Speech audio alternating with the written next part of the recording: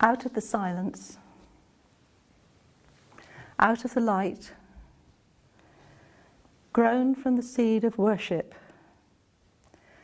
comes a conviction of a way of life in harmony with the Spirit of the living God. And this has been tried and tested over the 300 plus years of Quaker existence. Quakers have a book called Quaker Faith and Practice. And this charts the progress of this way of life.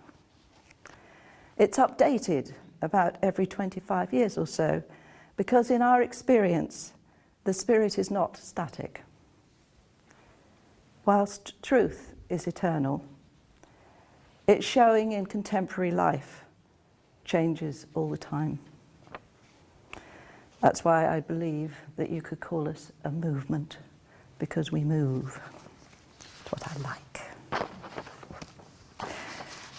Quakers have a word they love to use about the qualities which develop while living that way of life. Oh. Visual aid. That word is testimony. They've already been mentioned, our testimonies. It's used in various different aspects, but I'm just going to stick to one tonight. So these are our testimonies. Great.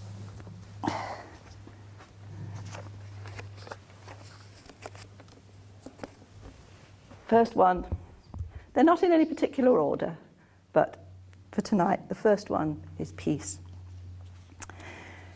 In 1651, George Fox, as we've heard, the most important early Quaker, wrote, "I have lived in the virtue of that life and power that took away the occasion of all wars." Quakers have always believed that violence and war between nations or tribes, families or individuals does not answer any problems. In 2 world wars, many Quakers suffered as conscientious objectors for this belief. Next, this is what you call a whistle-stop tour.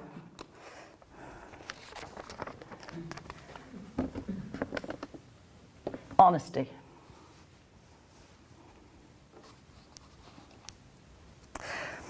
Another quote from the book, written in 1992. We're going all over the centuries here. "Arising from the teaching of Jesus, as related in the writings of John and James, let your yes mean yes, and your no mean no." Quakers perceived that with a conscience illuminated by the light, life became an integrated whole, with honesty as its basis. Just one current example. If, as a Quaker, I ended up as a witness in a court of law, I would not have to swear on the Bible.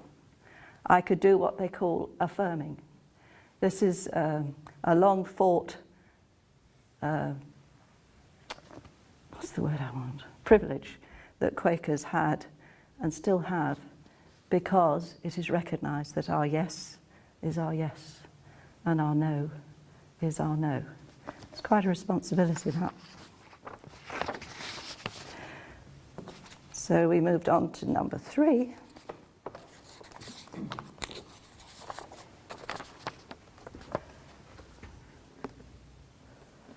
Simplicity. Another quote from the book. I like this one. From 1976.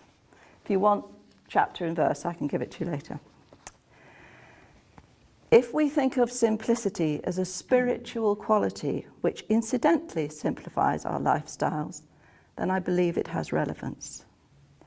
This kind of simplicity goes straight to the heart of things and puts first things first, is needed to rectify our distorted values, to help us accept changes in the pattern of living. As this simplicity grows in our hearts and bears fruit in our lives, we may learn and help others to learn that the really abundant life is not to be found in the clutter of material complexity, but in simplicity.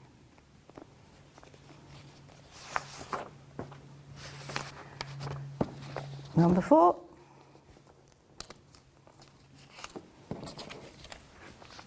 Is equality.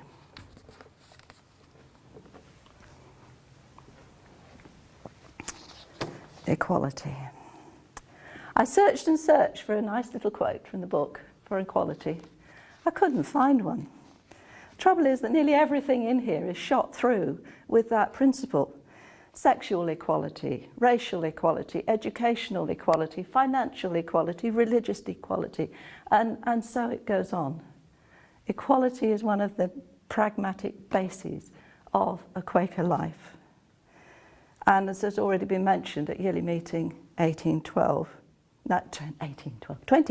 this year, the annual gathering of British Quakers, a motion was passed which continues the growing understanding that not only are all human beings of equal worth, but until we learn to treat our environment with similar respect, we are on a downhill path.